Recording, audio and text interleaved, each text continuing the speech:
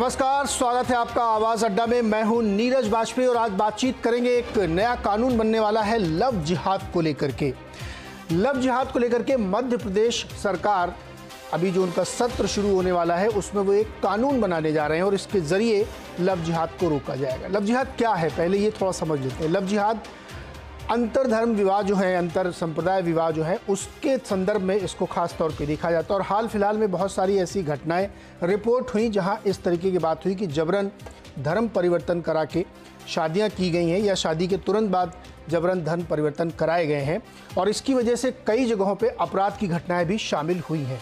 और इसी की वजह से जब काफ़ी ज़्यादा इस पर चर्चा हुई, काफ़ी ज़्यादा इस पर केस सामने आए, तो कई सरकारों ने कहा कि वो इस पे कानून बनाएंगे और पहल की है मध्य प्रदेश सरकार ने। उत्तर प्रदेश सरकार भी कह चुकी है कि वो भी इस पे कानून बनाएगी। साथ ही कर्नाटक और हरियाणा भी इस पर कानून बनाने की तैयारी कर रहे हैं। लेकिन पहल की है मध्य प्रदेश की सरकार ने और वहाँ के गृह मंत्री ने बाकायदा बातचीत में ये कहा है कि उनका ड्राफ्ट तैयार है और उसके अंदर जो प्राविधान किए गए हैं कि वो तो गैर जमानती अपराध होगा ये, और 5 साल की सज़ा भी हो सकती है अगर इसके आप दोषी पाए गए तो लव जिहाद के खिलाफ कानून तय है और अब मध्य प्रदेश सरकार इसको बनाने जा रही है। आइए गृह मंत्री की इनकी बात सुन लेते हैं, नरोत्तम मिश्रा की, उसके बाद इस चर्चा को ओपन करते हैं। इसका मूल उद्देश्य ये है कि जो धर्मांतरण करा के विवाह करते हैं, जो प्रलोभन देकर, बहकावा देकर बलपूर्वक शादी कर लेते हैं, उसके खिलाफ है ये और उसमें सजा 5 साल की हम कर रहे हैं।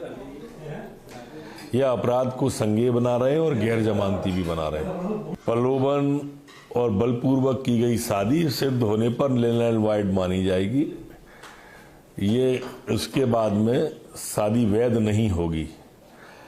इस अपराध को घटित करने वाले व्यक्ति के साथ साथ जो सहयोग करेंगे वो भी उसी स्तर के अपराधी माने जाएंगे। हमारा उद्देश्य किसी भी प्यार करने वाले को जुदा करना नहीं है, पर जो प्यार जिहाद की तरफ ले जाएगा उसके हम खिलाफ। माँ बाप उसके अगर शिकायत करते हैं धर्मांतरण की, भाई बहन अगर शिकायत करते हैं अथवा पीड़िता खुद करती है तो हम उसे मानेंगे। क्यों नहीं मानेंगे? जिलाधिकारी, कलेक्टर उसको संज्ञान लेगा, जांच करेगा।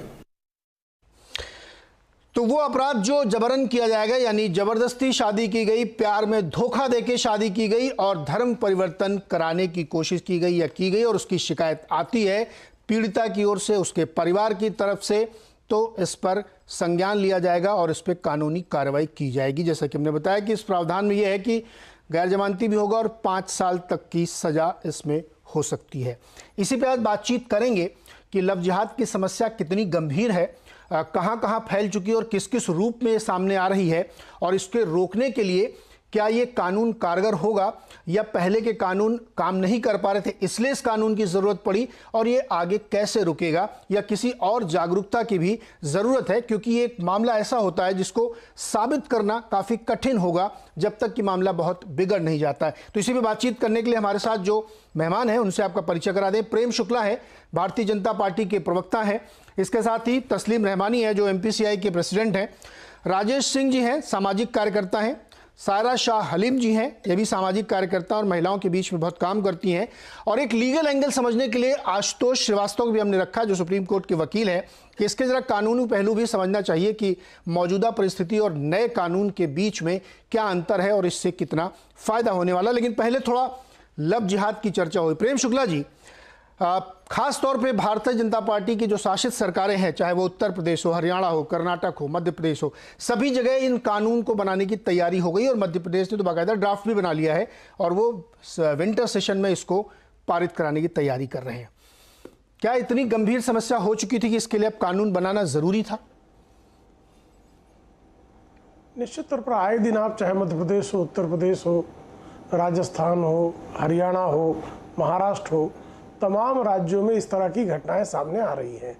झारखंड में एक राष्ट्रीय स्तर के शूटर को जिस तरह से एक व्यक्ति ने अपना नाम परिवर्तित करके उसको अपने विवाह जाल में फंसाया और बाद में जब पता लगा कि नहीं वो अन्य किसी धर्म से है और उसको जब धर्मांतरण के लिए दबाव बनाया, ये केस अपने सामने देखा। इसी तरह का एक आपने लव जिहाद का मामला हरियाणा में देखा, वल्लभगढ़ में, किस तरह से निकिता को पहले दबाव बनाया गया कि धर्मांतरण करके विवाह कर ले, जब वो नहीं माने तो उसको गोली मार दी गई। ऐसे तमाम मामले अलग अलग राज्यों में आ रहे हैं। और 2009 में सबसे पहले अच्युतानंदन जो केरल के मुख्यमंत्री थे और साम्यवादी मुख्यमंत्री रहे, वो तो भारतीय जनता पार्टी से उनका कोई वास्ता नहीं था, उन्होंने भी लव जिहाद की बात सबसे पहले उन्होंने ही की थी। केरला हाईकोर्ट ने भी इस संदर्भ में बातें की हैं। अभी इलाहाबाद हाईकोर्ट का एक निर्णय आया है जिसमें बाकायदा कहा गया कि आप जो है धर्मांतरण के लिए विवाह के लिए धर्मांतरण करना जायज़ नहीं होगा। तो इन सारे मामलों के आलोक में जो है लव जिहाद के मामले में उसको रोकने के लिए डिटरेंट कोई ना कोई कानून लाया जाना आवश्यक है। इस दृश्य में मध्य प्रदेश की सरकार ने पहल की है, हरियाणा भी इस तरह के कानून लाने की प्रक्रिया में है, उत्तर प्रदेश भी इस तरह के कानून लाने की प्रक्रिया कर रही है। अन्य राज्यों को भी, जो गैर भाजपा शासित राज्य हैं, वहाँ पर भी ये मामले हैं। वहाँ की राज्य सरकारों ने भी कानून एवं व्यवस्था की स्थिति और जो पीड़िता है उनको न्याय दिलाने की दृष्टि से इस तरह के कानून का प्रावधान करना चाहिए। शुक्ला जी, आपके हिसाब से लव जिहाद किसको मानना चाहिए, ये जरा खुल के बताइए कि क्या आप मानते हैं कि ये लव जिहाद है? देखिए, किसी से अपनी आइडेंटिटी छिपाकर विवाह कर लेना और बाद में उसको धर्मांतरण के लिए, और कई मामलों में तो ऐसा आया है कि लोगों ने ईसाई, हिंदू, सिख इस तरह की लड़कियों को जो है एक धर्म विशेष के लोगों ने कुछ संगठनों की प्रेरणा से उनको जो है विवाह करते हैं। विवाह करने के बाद सीरिया में आईसिस में जो है वहाँ पर जो जिहादियों के लिए जिस तरह से वहाँ सेक्स वर्कर्स की ज़रूरत होती है, सेक्स वर्कर के तौर पर वहाँ भेजने का मामला भी एनआईए ने सामने लाया है। अब इसी तरह से कई मामले ऐसे हैं कि अपने परिचय छिपा कर, पता लगा कि कोई बूढ़ा व्यक्ति, अधेड़ उम्र का व्यक्ति किसी लड़की से परिचय छिपाता है, विवाह कर लेता है, बाद में उसका धर्मांतरण करता है। धर्मांतरण करने के बाद जब उसको पता लगता है कि वो धर्म नहीं बदलती है तो हत्याएं भी हो गई हैं। इस तरह के मामले भी उत्तर प्रदेश में, मध्य प्रदेश में, जो है झारखंड में और हरियाणा में सामने आए हैं। तो ऐसे मामले, अगर कोई दो लोग आपस में सहमति से प्यार कर रहे हो और उसके बाद वो विवाह करना चाहे, तो भारत में विशेष विवाह अधिनियम है, उसके तहत वो विवाह करे। कोई देखिए अंतर धार्मिक विवाहों का विरोध नहीं कर रहा है, अंतर जाति विवाहों का विरोध नहीं कर रहा है। वो विरोध वहां हो रहा है जहां छल द्वारा, प्रलोभन द्वारा, बल द्वारा, इसका दुरुपयोग करके अगर कहीं किसी को छला जा रहा है तो वो लव जिहाद है। शुक्ला जी, एक क्वेश्चन और इससे पहले मैं आगे बढ़ूं कि मान लीजिए दो दूसरे धर्मों के, दूसरे संप्रदाय के लोग, एक मुसलमान और एक हिंदू के बीच में शादी हो जाती है, लेकिन वो धर्म परिवर्तन नहीं करते हैं, धर्म परिवर्तन के लिए उनके दबाव नहीं डाला जाता शुरुआत में। शादी के बाद अगर वो धर्म परिवर्तन होता तो क्या इस कानून के दायरे में आप उसको मानेंगे? देखिए, दोनों अगर सहमत होकर करते हैं और ये सहमति जो है किसी भी जो है छल के आधार पर नहीं है और उसमें कोई शिकायत करता नहीं है, तो ये लव जिहाद नहीं। जब कोई शिकायत का पक्ष ही उसमें नहीं है, दो लोग आपसी सहमति से अगर कोई किसी भी धर्म का अनुसरण अपनी सहमति से, अपने ज्ञान से, विवेक से करता है, तो उसमें किसी को क्या आपत्ति हो सकती है? जी, तस्लीम रहमानी जी, लव जिहाद रोकने के लिए कानून बन रहा है और आप दिल्ली में रहते हैं, दिल्ली के आसपास पश्चिमी उत्तर प्रदेश से ऐसी बहुत सारी खबरें अखबारों में छपती हैं। अब उनमें और डिटेल की रिपोर्ट्स किसी में आती, किसी में नहीं आती, लेकिन ऐसी घटनाएं सुनाई बहुत पड़ती हैं। केरल में बहुत सुनाई पड़ती हैं या आदिवासी इलाकों में बहुत सुनाई पड़ती हैं। तो जो ये कानून बनाया जा रहा है कि लव जिहाद को रोकना चाहिए, छल प्रपंच कपट से प्यार का झांसा देके जो शादियां हो रही हैं वो नहीं होनी चाहिए, आप सहमत हैं? देखिए, इसमें पहली चीज़ तो मैं ये समझना चाहता हूँ, अभी प्रेम शुक्ला जी यहाँ मौजूद हैं, आपने मध्य प्रदेश में जो बिल ड्राफ्ट हुआ है उसकी कुछ चीज़ें यहाँ बताई हैं। मुझे आपने ये नहीं बताया कि उसका टाइटल क्या है, इस एक्ट का जो है बनाने वाले हैं। अगर वो टाइटल कोई एंटी लव जिहाद बिल टाइप का, इस टाइप का कोई टाइटल है तो वो बहुत ज़्यादा काबिल एतराज़ है और उस पर बहरहाल हम लोग उसे देखेंगे। मीडिया में जो कंजम्पशन हो रहा है यहाँ पर, अगर लव जिहाद का इस्तेमाल हो रहा है तो उसको समझ में आता है कि जो सोसाइटी को पोलराइज करने के लिए है। लेकिन अगर लीगल लैंग्वेज में, लीगल एम्बिट में, असेंबली हाउस के अंदर भी ऑफिशियली ये लफ्ज इस्तेमाल होता है तो ये बहुत आपत्तिजनक है। ये एक बात है। दूसरी बात ये, इससे पहले कि अब आगे बढ़े मैं क्लियर कर दूं, चीट करने वाले रहमानी लोगों साहब से कोई हमदर्दी नहीं। रहमानी साहब, जो लोग भी रहमानी धोखा साहब देके शादी कर एक रहे मिनट हैं, एक मिनट एक मिनट उनसे हमको कोई प्रॉब्लम नहीं अरे है। तस्लीम जी एक मिनट रुकिए। इससे पहले कि आप अपनी चर्चा आगे बढ़ाएं, एक शब्द क्लियर कर दूं, लव जिहाद शब्द उस कानून में नहीं है। अब आप शुरू करिए जी। हाँ देखिए, यही मैं असल में मैं ये समझना चाहता था और ये जरूरी था। नहीं देखिए उस शब्द का अगर आपको भारतीय जनता पार्टी पूरे में तमाम जगहों पर बात करेगी तो लव जिहाद कहेगी, लेकिन जो ऑफिशियल डॉक्यूमेंट है उस ऑफिशियल डॉक्यूमेंट में इस किस्म की जबान इस्तेमाल करने की इजाजत हमारा कानून, हमारा दस्तूर नहीं देता। किसी में जरूरत नहीं है कि वो इस किस्म के अल्फाज इस्तेमाल करे। लेकिन जब आप पब्लिक में बात करते हैं और टेलीविजन पे बैठ के बात करते हैं, तब ये आप वो डिवाइसिव लैंग्वेज बोल के मैसेज देते हैं, पॉलिटिकल मैसेज देते हैं इस देश के अवाम को कि ये कानून उन लोगों के खिलाफ लाया जा रहा है जो जिनके यहाँ जिहाद का लफ्ज मौजूद है और जिनके यहाँ ये लफ्ज नफरत के मानों में इस्तेमाल होता है। ये सबसे बड़ी आपत्ति है। अदरवाइज चीट करके शादी कर रहे, कुछ भी जिंदगी में अपनी में किसी को चीट करना, शादी तो बहुत बड़ी बात है, मामूली बातों पे 10 रुपए की चीटिंग करना भी जुर्म है और उस मुजरिम को सजा मिलनी चाहिए। इस पर किसी भी कानून को मानने वाले व्यक्ति को कोई एतराज नहीं हो सकता, हमें भी नहीं है। लेकिन और जो इसके आपने बताए हैं इंक्लूजन इस बिल के, उस पर तो एक लीगल डिबेट है, वो होगी।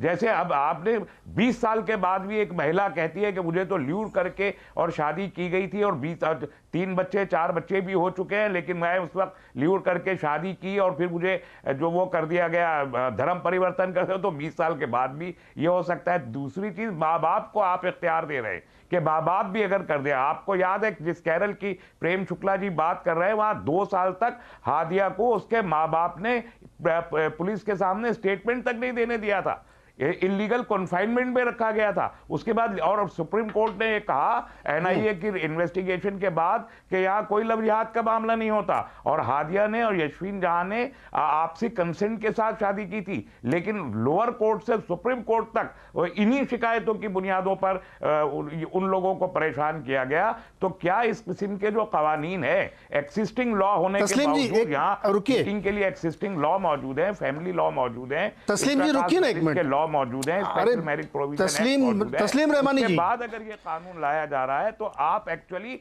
इंटरकास्ट मैरिजेस को डिस्करेज कर रहे हैं। नहीं रुकिए, अब एक मिनट रुकिए आप जरा, मैं आपको वो बाइट दोबारा सुनाना चाहता हूं। तस्लीम रहमानी जी रुकिए एक मिनट, आपसे मैं बोल रहा हूं, आप बोले जा रहे, रुकिए ना थोड़ा, आपने अपनी बात रख दी। अब एक बार वो बाइट दोबारा सुनिए गृह मंत्री जी की, जिससे और स्पष्ट हो जाए कि वो इस कानून के बारे में क्या कह रहे हैं और उसका जो टाइटल जिसको लेकर आप संदेह करते हो, दोबारा सुन लीजिए। बाइट प्ले करिए दोबारा से नरोत्तम मिश्रा की। इसका मूल उद्देश्य ये है कि जो धर्मांतरण करा के विवाह करते हैं, जो प्रलोभन देकर, बहकावा देकर बलपूर्वक शादी कर लेते हैं, उसके खिलाफ है ये और उसमें सजा 5 साल की हम कर रहे हैं। यह अपराध को संज्ञेय बना रहे हैं और गैर जमानती भी बना रहे हैं। प्रलोभन और बलपूर्वक की गई शादी सिद्ध होने पर नल एंड वाइड मानी जाएगी। ये उसके बाद में शादी वैध नहीं होगी।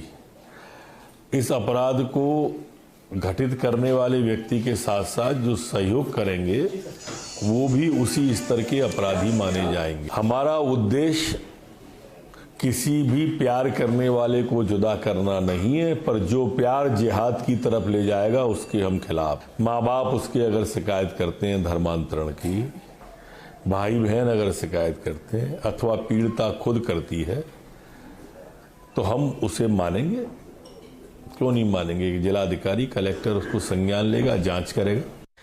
ये दोबारा हमने इसलिए सुनवाया कि जिससे बहुत सारी चीजें आपके दिमाग में साफ रहें।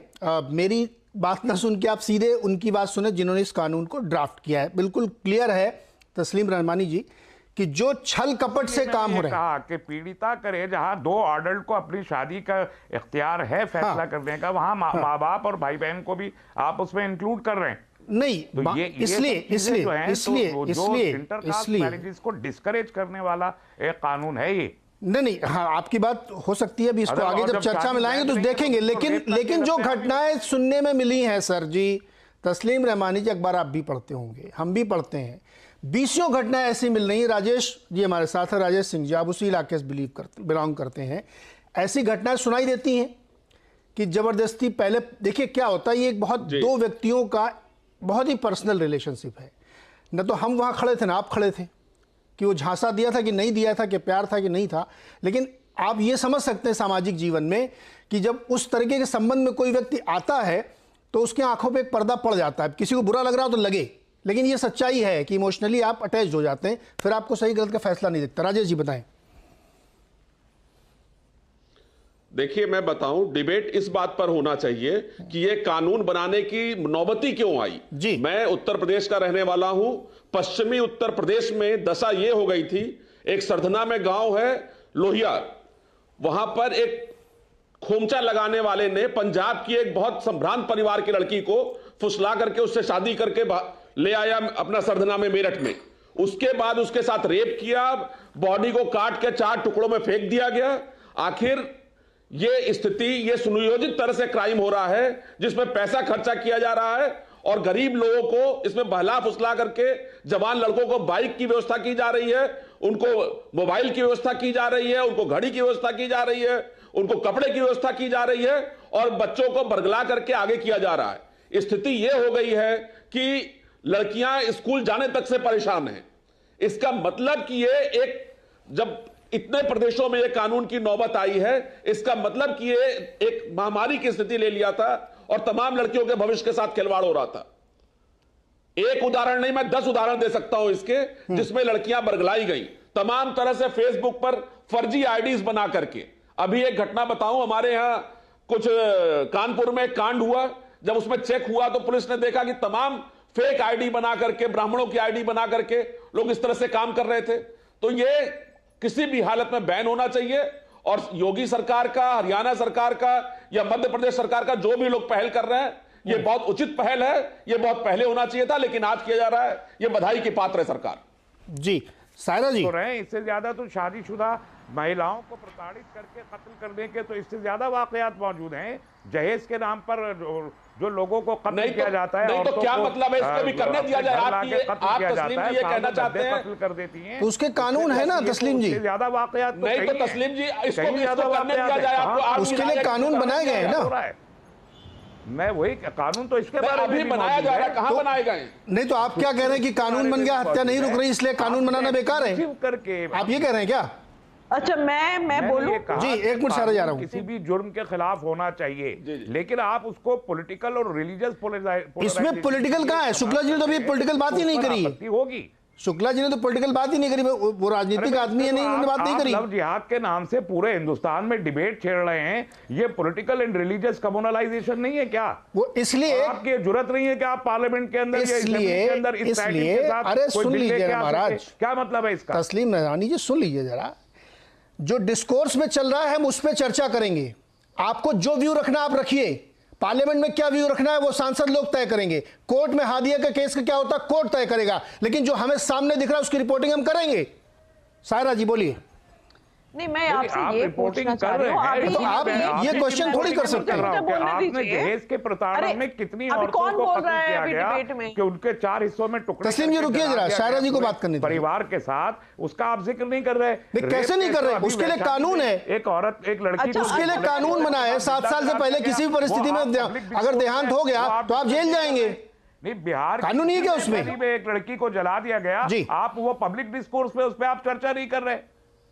तस्लीम रहमानी जी, आप जो है ना, आज जिसकी डिबेट हो रही है उसकी चर्चा करिए। थोड़ा देर सुन के बैठ के करिए, उसकी चर्चा थोड़ी होगी। कौन से इशू पे चर्चा होगी, कौन से नहीं होगी, पहली बात ये मैं तय करूंगा। सब रिलेटेड है। सुनिए सुनिए सुनिए, पहले तो ये तय समझ लीजिए कि किस विषय पे चर्चा होगी, ये मैं तय करूंगा। आपको उसमें इंटरेस्ट, आप उसमें बोलिए। अगर आप इस चर्चा में हाथरस की चर्चा घुसाएंगे तो मैं नहीं बात करने दूंगा आपको। इस चर्चा पे बात करिए ना, लेकिन मुझे ये कहने का हक है कि आप कहिए ना, मैं उसको कर रहे हैं। आपको क्या कहना है ये आपका हक है, मैं उस पर नहीं रोक रहा हूं, लेकिन इसमें हम बिहार की घटना, कानपुर की घटना, हाथरस की घटना, इसकी चर्चा नहीं कर रहे हैं। हम लव जिहाद की चर्चा कर रहे हैं जो पब्लिक डिस्कोर्स में चल रहा है कि मुसलमान लड़के कलादा बांध के इस तरह की घटनाएं होती हैं, अखबारों में छपती हैं, हम उसकी चर्चा कर रहे हैं। आप भी आ गए मुसलमान लड़के, सायरा जी मैंने कहा कि अगर आप सुनिए सेकुलर डेमोक्रेटिक सायरा जी सुनिए लड़के और हिंदू लड़की की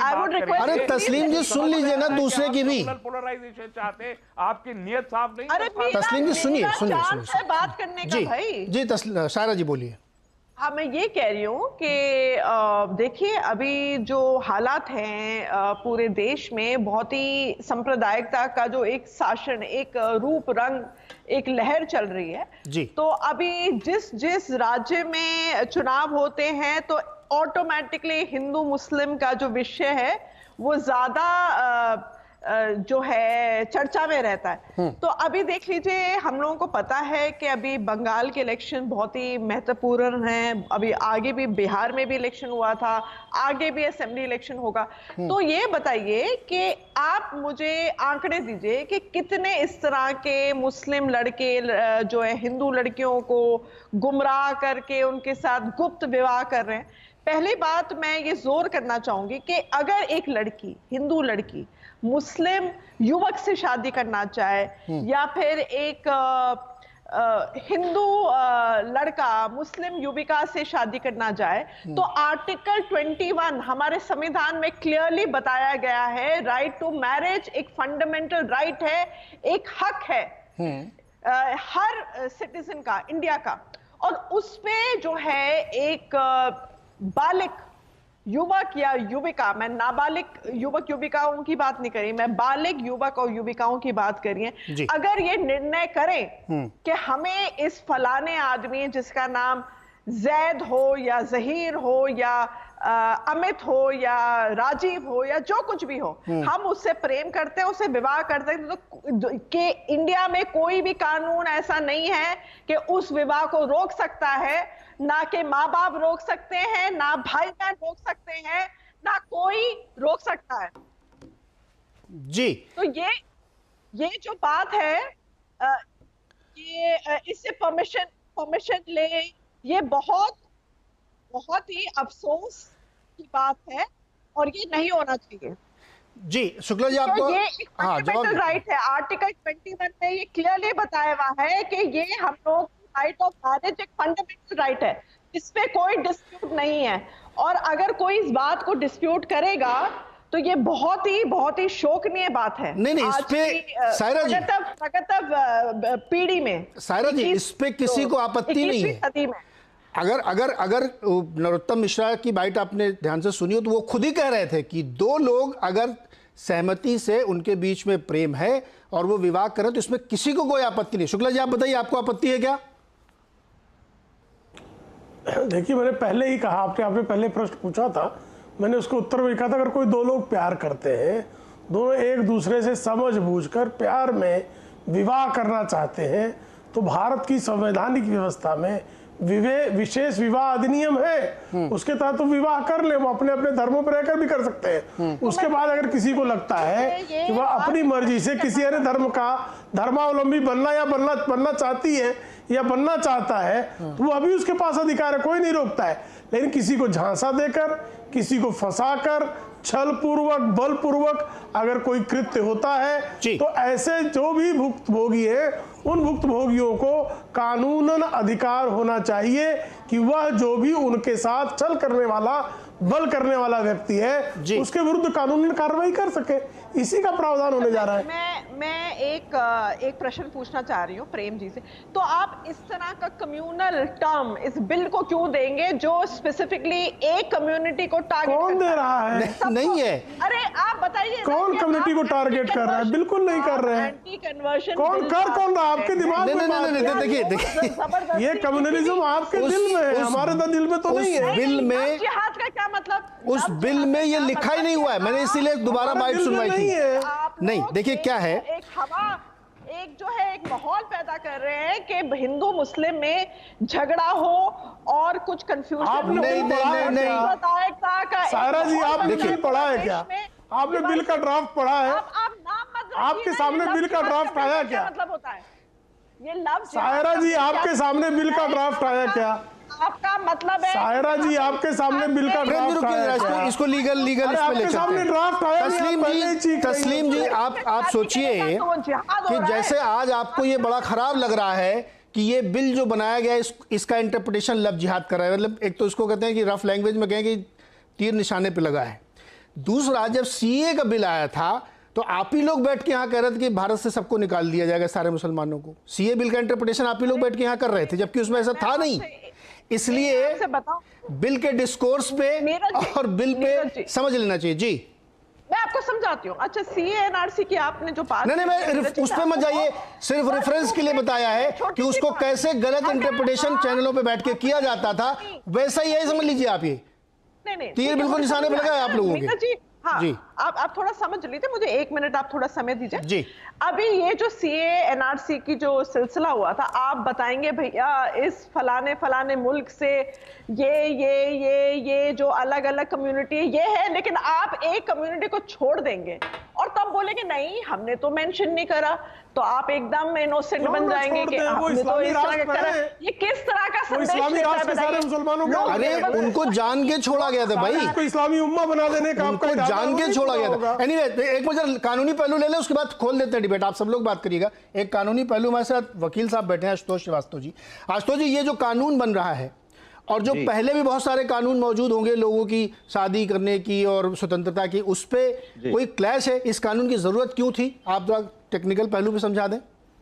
देखिए, ऐसा है कि अगर कोई फोर्सफुल मैरिज करता है किसी के साथ या फ्रॉड करके मैरिज करता है, तो वो तो पहले भी एक पनिशेबल ऑफेंस है, आईपीसी में उसके लिए प्रोविजन है। ठीक है, अब अगर कोई जो है कन्वर्जन करा रहा है, धर्म को बदलने का काम हो रहा है, चाहे कोई भी धर्म का हो, अगर वो किसी और धर्म में उसको कन्वर्ट किया जा रहा है फोर्सफुली, फ्रॉड करके, मिसरिप्रेजेंट करके, तो ये इस पॉइंट ऑफ व्यू से ये लॉ बनाने की बात हम लोग सुन रहे हैं। हालांकि इसमें 2-3 बातें हैं। मैं ये अगर कोई फ्रॉड करके, मिसरिप्रेजेंट करके, अगर इस तरह से अगर कोई जो है धर्म को, रिलीजन को कन्वर्ट करता है, तो ऑब्वियसली ठीक है, वो गलत है।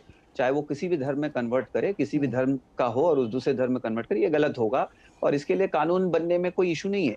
बट हमें इसमें दूसरे पहलुओं को भी देखना पड़ेगा। जो हमारा इसमें, चूंकि ड्राफ्ट, अभी किसी ने कहा ड्राफ्ट तो अभी आया ही नहीं है, तो कौन पढ़ेगा ड्राफ्ट? ड्राफ्ट तो अभी रिलीज ही नहीं हुआ है। तो इसके अंदर ये इंपॉर्टेंट है कि जो हमारा जो कॉन्स्टिट्यूशन है, जो हमारा संविधान है, उसके अंदर बहुत सारे आर्टिकल्स हैं। आर्टिकल 19 है, आर्टिकल 21 है। तो जो राइट टू रिलीजन भी है, जो जिसको जो रिलीजन ठीक लगे वो उसको प्रैक्टिस कर सकता है, ये हमारा संविधान हमें राइट देता है, ये कॉन्स्टिट्यूशन जो है राइट देता है लोगों को।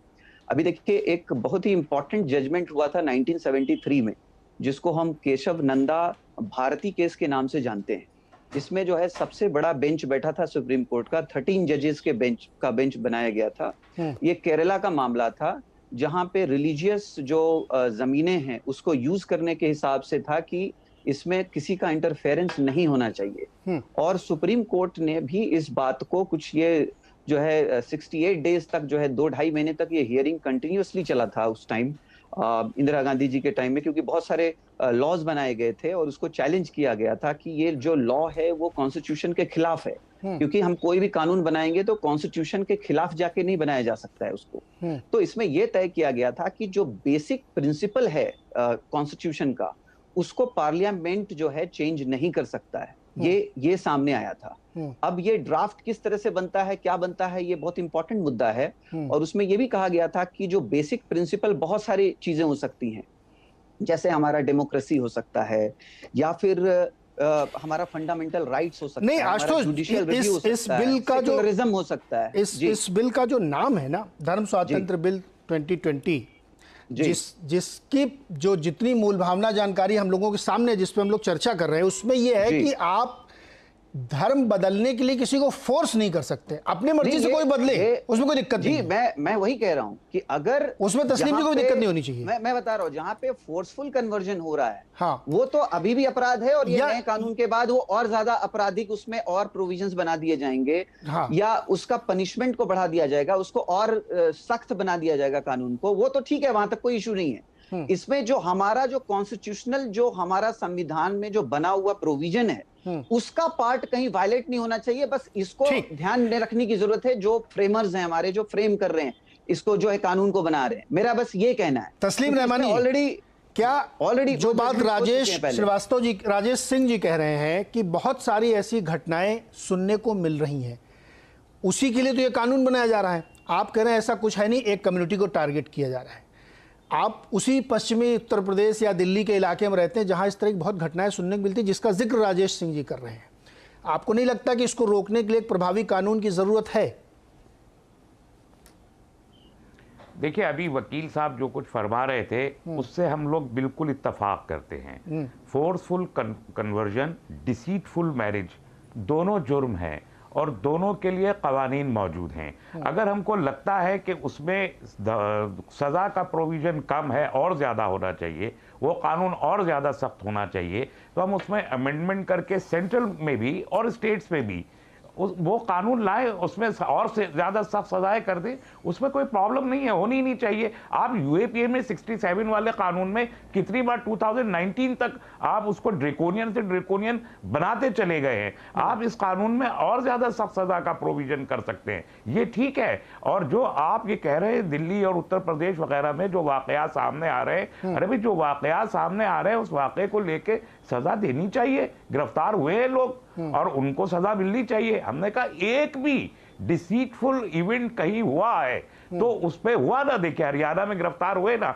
ऐसे तो है नहीं कि वो स्कॉट फ्री निकले चले जा रहे हैं। और फिर मैं कह रहा हूं कि ये वाकया सिर्फ एक कम्युनिटी के बीच नहीं है, सिर्फ एक मुसलमान हिंदू ऐसा कर, ऐसा नहीं है, बल्कि ये व्यापक है पूरे समाज में। एक समाजी इशू को समाजी इशू रहने दीजिए, धार्मिक इशू मत बनाइए। वरना जिस तरीके से हेनस क्राइम, रेप हो रहे हैं, जितना गैर इंसानी वहशियाना हरकतें हो रही हैं, जहेज के नाम पे जो प्रताड़नाएं हो रही हैं, क्या उनके लिए हमको इतना वो भी तो सामाजिक मुद्दा है। हम इसको जब रिलीजियस करते हैं, पॉलिटिकल करते हैं, तब हम समस्या। तस्लीम जी ये बताइए, इसलिए मैंने कहा कि आप पूरा प्रोपेगेंडा लव जिहाद के नाम से कर रहे हैं। लव जिहाद नाम की कोई चीज एग्जिस्ट नहीं करती, क्या डेफिनेशन है उसकी कुछ पता नहीं है। लेकिन आप जिहाद चूंकि एक पर्टिकुलर कम्युनिटी से जुड़ा हुआ है, इसलिए आप उसको क्यों जोड़े देख रहे हैं? आप अगर आप बहुत पाक-साफ में जुड़े, नहीं कंजम्पशन के लिए सवाल का जवाब लेजिस्लेटिव लैंग्वेज में नहीं कर सकते। वो ये जुर्रत नहीं पैदा हुई बीजेपी में। और एल्यूरमेंट तो बीजेपी कर रही है ना। मैंने पहले भी कहा, अभी रामलाल जी की बेटी की शादी एक मुसलमान से, पूरी बीजेपी और पूरी आरएसएस मौजूद थी। तो ये बेटी अब 10 साल के बाद कहे कि मुझे तो ल्यूर किया था और मेरा धर्म परिवर्तन करवा दिया था, तो इसका क्या मतलब रह जाता है? अरे उसकी भी जांच होगी ना, ऐसा थोड़ी है। बेगम कहने लगे कि मुझे तो एल्यूर कर किया था इन्होंने। देखिए तो इसका क्या मतलब? तस्लीम रहमानी जी, नहीं मिक्सन मैप मत करिए। अभी सुब्रमण्यम जी की बेटी कहने लगे कि मुझे तो एल्यूर किया गया था। कोई भी कहने लगे तो नहीं माना जाएगा, लेकिन अगर नहीं सुनिए ना तस्लीम जी, सुनिए ना एक मिनट। आप बिल्कुल सही कह रहे हैं कि 20 साल बाद कोई आके कहे तो नहीं माना जाएगा, लेकिन उस परिस्थिति को भी देखा जाएगा ना कि वो आदमी ने ऐसा क्यों कहा। इसका प्रोविजन नहीं होगा। नहीं, इसका प्रोविजन मैं बता रहा हूं ना कैसे होगा। अभी सुनिए, वही पता है अभी। नहीं सुनिए ना सर, देखिए क्या होता है। ये मैंने पहले एक शब्द में कहा था, जो अगर आप लोग समझने की कोशिश करें, ये जो रिलेशनशिप होते हैं ना, ये ऐसे होते हैं जिसको आप 2+2 4 करके नाप नहीं सकते हैं। क्या इस्लाम में कोई हिंदू लड़की बिना इस्लाम धर्म स्वीकार किए शादी कर सकती है आपके यहाँ? बताइए आप मुझे, आप क्या जायज है क्या? जो बुक वाले रिलीजन है वो सब बगैर धर्म परिवर्तन के शादी कर सकते हैं। नहीं बुक वाले नहीं, जायज है क्या आपके यहाँ? ये जो बगैर धर्म परिवर्तन के इस्लाम में जो बुक वाले रिलीजन है उसमें धर्म परिवर्तन। बुक वाला रिलीजन क्या होता है? में जरूरत नहीं होती है। क्रिश्चियंस में और इस्लाम धर्म में अगर आप बाहर की कोई लड़की लेके आ रहे हैं तो उसको औपचारिक तौर पे परिवर्तित कराते फिर शादी करते हैं, राइट? नहीं, किसी क्रिश्चियन को, किसी ज्यूज को, किसी को परिवर्तित होने की जरूरत नहीं है। नहीं जरूरत, लेकिन होती है ना, यही तो समस्या खड़ी होती है कि एक बहुत बारीक सी लाइन आ जाती है। बाई लॉ तो नहीं है, नहीं बाई, अरे सर बाई लॉज तो कुछ नहीं था, लॉ है ही नहीं। बाई लॉज कानून के मुताबिक हम सब लोग बहुत ही अच्छे समाज में रह रहे थे, लेकिन जब विकृतियां आई तभी तो कानून बनने लगे, इसीलिए तो ये सब समस्या खड़ी हुई, क्योंकि विकृतियां आई है ना, तो लाई गई हैं। जो कौन लाया है? बीजेपी के लोग हैं, आरएसएस के लोग। ये शुक्ला जी बताइए, आप लोग विकृतियां लेके आ रहे हैं, मानने को तैयार पहले नहीं। कोई विकृति नहीं। राजेश जी जब से आप इशारा भी कर रहे थे, आप भी पहले जवाब दीजिए। मुल्क में शुरू किया विकृतियां तो तब से आई हैं। देखिए ये कृपा करके अब आप तस्लीम रहमानी सुन भी लीजिए। तस्लीम जी रुकिए भाई, आप दूसरों को बोलने का भी जरा धैर्य रखिए। क्या ये बाय डिजाइन है क्या? शुक्ला जी आप भी और राजेश जी आप भी जवाब दीजिए। देखिए लॉ जिहाद शब्द को कॉइन किसने किया है ना?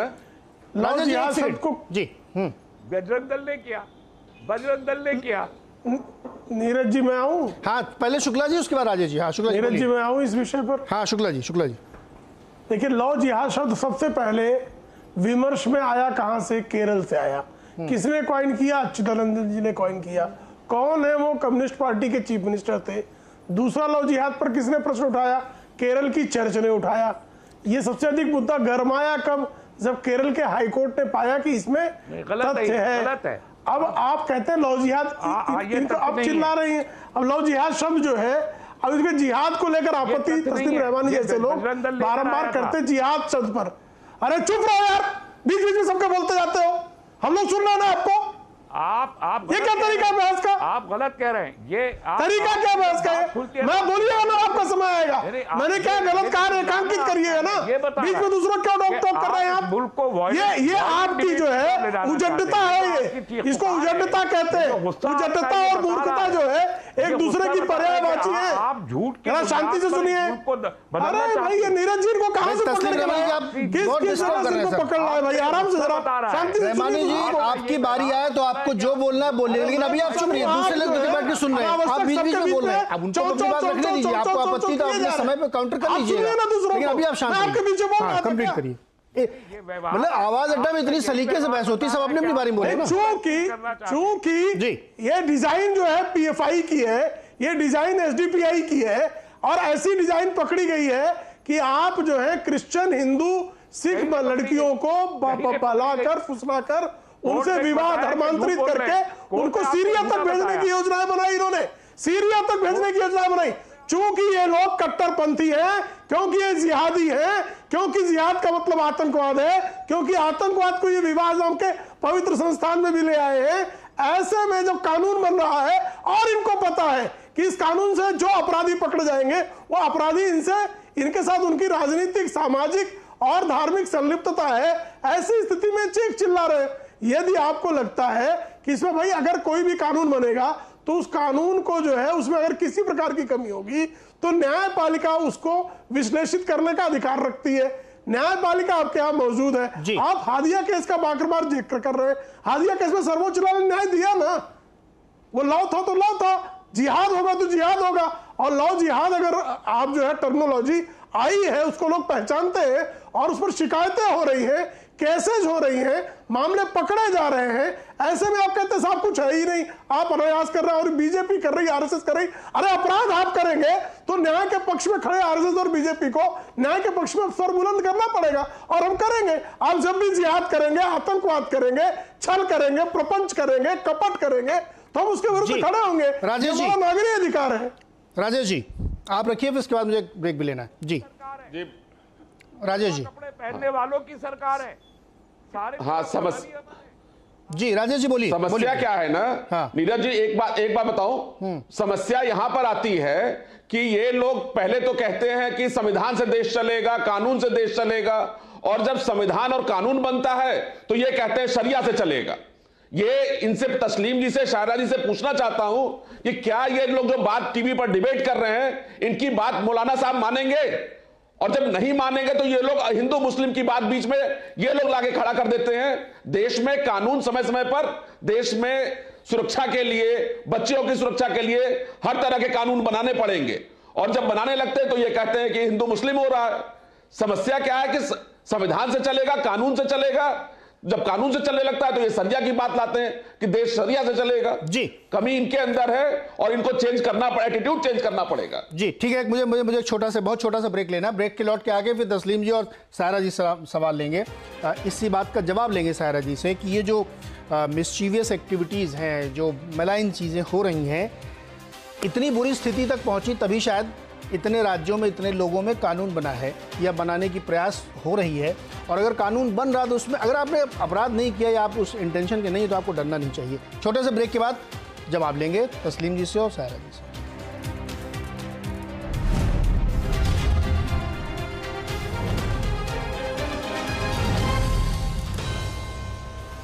स्वागत है एक बार फिर से आपका आवाज अड्डा में। और आज बातचीत हो रही है कि मध्य प्रदेश सरकार एक कानून लेके आने वाली है जिस पर प्यार पे पहरा लगेगा, यानी लव जिहाद पे पहरा लगेगा, जिसको लेकर के एक बड़ी गर्मा गर्म बहस हो रही है कि दरअसल ये कानून की ज़रूरत है कि नहीं है। अलग अलग पहलुओं पे इस पर बातचीत हो रही है। ब्रेक से पहले कई सारी बात शुक्ला जी ने और राजेश जी ने रखी है, सायरा जी उसका जवाब देना चाहती थी और तस्लीम जी भी। सायरा जी पहले आप बताएं।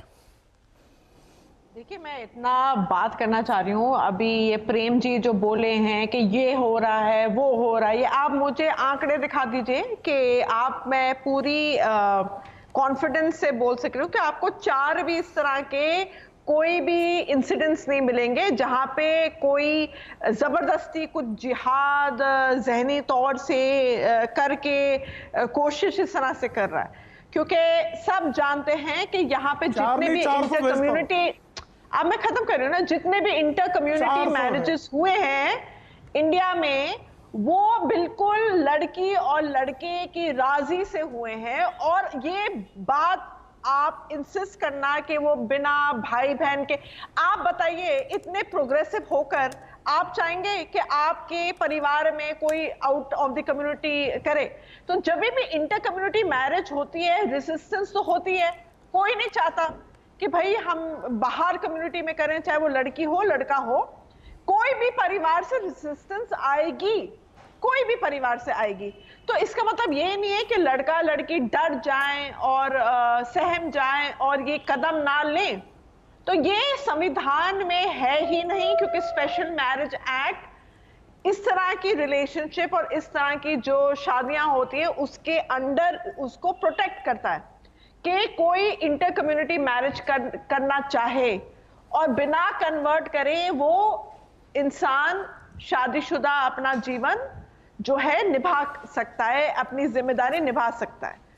तो ये 2-3 अच्छा, मतलब आप जो कह रहे हैं कि मुसलमान लड़के मतलब लगे हुए हैं लड़कियों से शादी करने, जिहाद है मतलब जहन के अंदर, तो आप बताइए हिंदू लड़के नहीं टॉर्चर कर रहे, लड़कियों को डाउरी नहीं हो रहा, ऑनर किलिंग्स नहीं हो रही इंडिया में, और इन्फेंटिसाइड इश्यूज नहीं हो रहे, एसिड के इंसिडेंट्स नहीं हो रहे, वायलेंस की हादसे नहीं हो रहे। और सायरा जी ये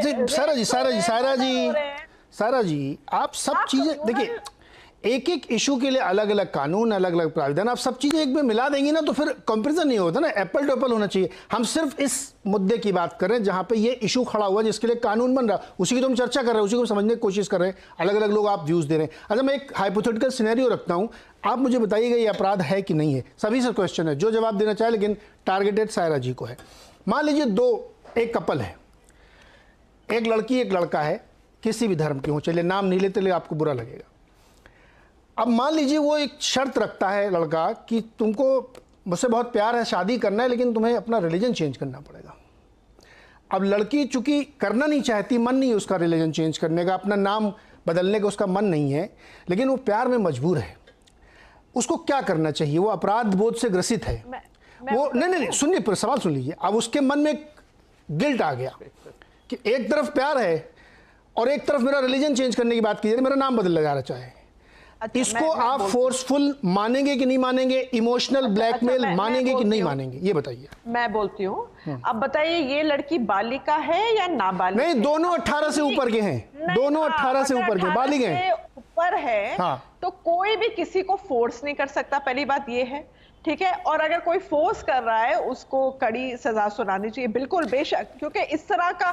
और लेकिन अगर कोई ये बोल रहा है कि मैं बहक गई, मुझे कन्वर्ट कर लिया, भाई तुम होश में तो हो। अगर कोई बोला कि भैया मेरे साथ रेप हो गया लेकिन मैंने कंसेंट दे दिया लेकिन मेरा रेप, मतलब वो कंफ्यूज है, वो इंसान कंफ्यूज नहीं, है। आप बिना कंसेंट के सायरा जी, आप मेरा सवाल नहीं समझी। मैं बता रही हूँ आपको, मैं सवाल दोहराऊंगा, फिर से पूछता हूँ सवाल। एकदम क्लियरली आप नहीं समझ पाई आप सवाल। आप मुझे उत्तर देने दीजिए स्पष्ट रूप से। नहीं, स्पष्ट उत्तर नहीं है। बोले अगर एक लड़की कंसेंट से सेक्स करे, हाँ, अपने किसी के साथ भी, ठीक है, शौहर के साथ या बॉयफ्रेंड के साथ या जिसके साथ भी, फिर उसका वो रिश्ता चले, मतलब कोई प्रॉब्लम आ गए, फिर 7 साल बाद बोले भाई मेरा तो रेप हो गया था। अरे सायरा जी, क्या आप बात कर रही हैं? मैरिटल सेक्स में मैरिटल रेप की बातें हो रही हैं। आप कौन सी दुनिया में हैं? आप सोचिए इमोशनली कहां तक मामला पहुंच गया है कि मैरिटल रेप पे चर्चाएं हो रही हैं, मैरिटल रेप पे बड़ी आवाजें उठ रही हैं। आप कह रही हैं कि शौहर कुछ भी करे, ऐसा थोड़ी हो सकता है। मैं उसी लेवल के तो आप सवाल पूछ रहा हूँ। अगर कोई लड़की मान जाए, हाँ भाई मैं कन्वर्ट करूंगी अपने मर्जी। सायरा जी किसी सदी में नहीं, सायरा जी सवाल नहीं। तस्लीम जी, मैं आपसे पूछता हूँ। सायरा जी माफ कीजिएगा, लेकिन आप समझ नहीं पाई। नहीं, आप सवाल नहीं समझ पाई। मैं दोबारा अपना सवाल रखता हूँ। अरे आप मुझे खत्म नहीं करने दे रहे। अगर वो एक लड़की जो है अपनी राजी से मान जाए कि भाई मैं कन्वर्ट करना चाहती हूं, तो कोई इशू ही नहीं है ना मैडम, तब तो कोई इशू ही नहीं है। मैं तो उस इशू के पहले की बात रख रहा हूं ना। तस्लीम जी आप बताइए, सवाल दोबारा बोल देता हूं दर्शकों की समझ के लिए। ये एक बहुत ट्रिकी क्वेश्चन है, क्योंकि यही हो रहा है कि 2 लड़के हैं, एक लड़की एक लड़का है, दोनों बालिग है, कोई दिक्कत नहीं है, अपने मन से फैसले ले रहे हैं, लेकिन उसके सामने एक दुविधा है कि शादी तभी हो सकती है जब आप रिलीजन चेंज करेंगे। तो वो क्या करे? प्यार की तरफ जाए, मन नहीं है रिलीजन लेकिन चेंज करना पड़ेगा। ये इमोशनल ब्लैकमेल है कि नहीं है? मेरा सवाल ये है तस्लीम जी। देखिए, मैं इसके लिए आपको पर्सनल एग्जाम्पल भी दे सकता हूं, इसी एग्जैक्टली सिचुएशन की जो आप कर रहे हैं। लेकिन इससे पहले ये बात कह रहे हैं प्रेम शुक्ला जी और ये अब हमारे दूसरे राजेश्वर सिंह जी हैं शायद। सर उधर भटकिए मत, इसी पर रहिए ना, समय कम है सर। बीच में आ गया इसमें, शरिया का तो कोई जिक्र नहीं किया, कोई ये नहीं कह रहा है कि शरिया लॉ लाइए। दूसरी बात ये कि मैं जो बार बार एक बात कह रहा हूं, एक सिविल लॉ है, उसको एक सिविल प्रॉब्लम तस्लीम जी उसके लिए हम एक सिविल लॉ ला रहे हैं। तो आप सिविल लॉ को उसके नोमेनक्लेचर के साथ डिस्कस कीजिए, बहुत अच्छी बात है। यही नेशनल पॉपुलेशन पॉलिसी पर भी आप लोगों ने किया। रहमानी साहब नेशनल पॉपुलेशन पॉलिसी, रहमानी साहब, आप उसको नहीं बना के जब उधर मत जाइए। जो मैंने सवाल पूछा उस पे जो सवाल मैंने पूछा, आपका सवाल है, आपके सवाल में मैं सीधे कहता हूं, मैं सुन्नी हूं धर्म से और पैदा हुआ, मैं मानता नहीं सुन्नी शिया को, मेरी बीवी शिया है। मैंने अपनी बीवी से कभी नहीं कहा कि तुम शिया हो जाओ, लेकिन over a period of time it was her own decision कि मुझे इसको, अभी वो प्रैक्टिस करती है लाइक सुन्नीज, लेकिन मुझे आज भी कोई आपत्ति नहीं अगर वो शिया होकर चली जाए। सेम वे अगर कोई लड़का ये इंसिस्ट करे प्यार करने में कि आप धर्म बदल दीजिए, तो उसका तो प्यार ही अधूरा है। सर यही तो खेल है, समझ लेना चाहिए कि इसका तो प्यार ही अधूरा है। तस्लीम जी आपने बात पकड़ ली, प्यार है उस लड़के का अपना इख्तियार है कि वो धर्म बदले या ना बदले। आपने अगर बात पकड़ ली सर, यही तो खेल है, तो वो ट्रूथफुल नहीं है, यही तो खेल है सर। इसी जगह तो समस्या खड़ी हो रही है, लड़के को समझनी चाहिए। इसी जगह नहीं समझ रहे ना सर। तस्लीम जी आपने बात अच्छे से समझ ली है। मैं यही क्वेश्चन लाना चाह रहा था कि सायरा जी, प्रॉब्लम यहीं पे खड़ी होती है कि उसी को आप जिसको लव जिहाद कह रहे हैं या बरगला के झांसे से, छल प्रपंच से, वो ऐसा थोड़ी कि आप डंडे चला के किसी को कर रहे हैं। 90% केसेस में इमोशनली आप ब्लैकमेल कर रहे हैं। मेरी मर्जी के खिलाफ आप मुझे मजबूर करते हैं कि मैं चेंज करूं। लड़की, अच्छा मैं अगर एक मुसलमान लड़की एक हिंदू परिवार में जाती है तो वहां की रीति रिवाज नहीं फॉलो करती है, बेशक वो तो आपकी चॉइस पे ना मैडम, उस पर तो क्वेश्चन ही नहीं है। क्या करेंगे उसको, क्या कहेंगे उसकी क्या टर्मिनोलॉजी देंगे? वो भी जिहाद हो रहा है क्या? हिंदुओं के घरों में बैठिए पूरे रीति रिवाज के साथ, धर्म वो आपकी चॉइस है ना। तो जो बंगाल की सांसद जो महिमा है वो मोहतरमा कर रही है, उनके खिलाफ फिर क्यों फतवे जारी होते हैं? फिर क्यों दिक्कत होती है कि दुर्गा पूजा मत करिए? उन्होंने हिंदू शादी की, वो दुर्गा पूजा करें, नाचे गरबा करें, किसी को क्या दिक्कत है भाई? लेकिन हो रही है दिक्कत आप लोगों को। एक पॉलिटिकल पार्टी जो सांप्रदायिकता का शासन करती है पूरे हिंदुस्तान में, उनको एक वजह मिल गई कि मुसलमान मर्दों को इनको डंडे से एक पॉलिटिकल पीटे। पार्टी के लोग कुछ बोलने नहीं आता। नहीं इनका देखिए ये सायरा जी सामाजिक इशू है, बंद हो गए हैं। इसको उसी तरह से डील करना पड़ेगा। समय कम है, छोटे छोटे जवाब राजेश जी और वकील साहब पहुंचे, उनके बाद तो भी मैं ज्यादा गया भी नहीं हूं। राजेश जी, यही इशू है ना कि आप एक जगह पे लाके आदमी को ऐसा खड़ा कर देते हैं जहां पे उसकी जो है विवेक हर जाता है, वो डिसीजन नहीं ले पाता, बाद में फिर वो केस बनता है, बाद में वो बवाल खड़ा होता है। जी नीरज जी, मैं बताऊं, हाँ। ना तो प्रेम बुरा है, ना तो शादी बुरी है, और ना तो सेक्स बुरा है। बुरा क्या है कि उसके पीछे जो पैसा फाइनेंस हो रहा है, आप समझिए पैसा एक ठेले वाले के पास 50,000 का मोबाइल, जो अंडा बेच रहा है वो 50,000 का मोबाइल यूज करता है, एक बाइक यूज करता है। और ये केवल लव जिहाद में नहीं है, पूरा बहराइच बॉर्डर, पूरा नेपाल बॉर्डर पर यह जिहाद चल रहा है। दिक्कत हमें वहां है, इनका इंटेंशन बुरा है, इसलिए लव जिहाद ज्यादा चर्चा में है। आंकड़े दे दीजिए कितने हैं। अरे आप बॉर्डर पर जाइए, आपको पता चल जाएगा। जितना नकली नोट का धंधा है, जितना सब धंधा है, सब पूरा हो रहा है खुलेआम। पूरा बॉर्डर पर जो है पूरा मुस्लिम आबादी हो गई है। आप देखे घूम के, आंकड़ा नहीं, पूरे के पूरे गांव हो गए। बैठिए, एंकर साहब दे दे, आप दे दे, आप इतने बड़े लोग हैं, सोशल एक्टिविस्ट हैं, नहीं, आंकड़े दीजिए ना। देखिए बगैर आंकड़े के हवाई अरे बॉस, आप तस्लीम रहमानी जी, अरे बिना आंकड़ा नहीं, पूरे गांव का गांव बता रहे हैं, पूरा जिला। बहुत बार बात कर रहे हैं आप, बहुत बार क्या होता है, आपके यहाँ धर्म परिवर्तन का रिवाज है, इसमें बुरा मानने की बात नहीं है। ये सुप्रीम कोर्ट ऑफ इंडिया बोल चुका। अरे भाई, आपके यहाँ धर्म परिवर्तन का रिवाज है, बताइए। इसलिए आप ये कानून ला रहे हैं। हादिया के केस में आप सुप्रीम कोर्ट में केस हार गए, इसलिए कानून ला रहे हैं आप। अरे तो इस कानून में भी तो हादिया का प्रोटेक्शन है तस्लीम जी, इस कानून में भी हादिया को प्रोटेक्शन है कि अगर अपनी मर्जी से आप कर रहे हैं तो आपको कोई कुछ नहीं कर सकता। ये तो पुराने मूल संविधान में आपको यह हक दिया गया है कि आप अपनी मर्जी से कुछ कर रहे हैं तो आपको कोई नहीं रोक सकता, ना ये नया कानून ना वो पुराना कानून, कोई नहीं रोक सकता। हादिया के केस में मर्जी पे तो कोई पहरा ही नहीं है। लेकिन अगर मलाइन इंटेंशन से, बाय डिजाइन, बाय मिसचीफ कुछ हो रहा है तो उसके लिए कानून बन रहा है। बहुत कम समय बचा है, आशुतोष जी आपके लिए। जी आशुतोष जी। हाँ, मैं ये कहना चाह रहा हूँ कि ये देखिए, जो गलत है, मिसरिप्रेजेंटेशन से हो रहा है, फ्रॉड से हो रहा है, और इस तरह से जो है रिलीजियस कन्वर्जन हो रहा है, चाहे वो किसी भी धर्म में हो, तो मैं इसको बिल्कुल मानता हूँ कानूनी तौर पे कि ये गलत है। और इसके ऊपर अगर कानून बन रहा है, अगर स्ट्रक्चर्स आ रहे हैं, तो इसमें कोई बुराई नहीं है। सिर्फ ये भी ध्यान रखना होगा फ्रेमर्स को दो चीजों का, कि एक, इसका मिसयूज नहीं हो, क्योंकि बहुत सारे कानून का जो है मिसयूज भी होता है, उसको गलत तरह से यूज किया जाता है, उस पे हमें कहीं ना कहीं लगाम लगानी होगी। और दूसरा जो है कि हमारा जो दूसरा जो कॉन्स्टिट्यूशनल है अरेंजमेंट है ऑलरेडी, उस पे कहीं वायलेशन ना हो, नहीं तो फिर से ये मामला पूरा फिर सुप्रीम कोर्ट में जाएगा, फिर फैसला होगा, फिर उसमें चेंजेस होगा, तो ये जो है सिलसिला चलता रहेगा। तो हाँ, तो मैं यही कहना चाहता हूँ कि कानून ठीक है, जहां जो गलत है उसके लिए तो कानून, तभी तो इतने सारे कानून बने ना शुरुआत से। कानून बनने की जरूरत क्या थी?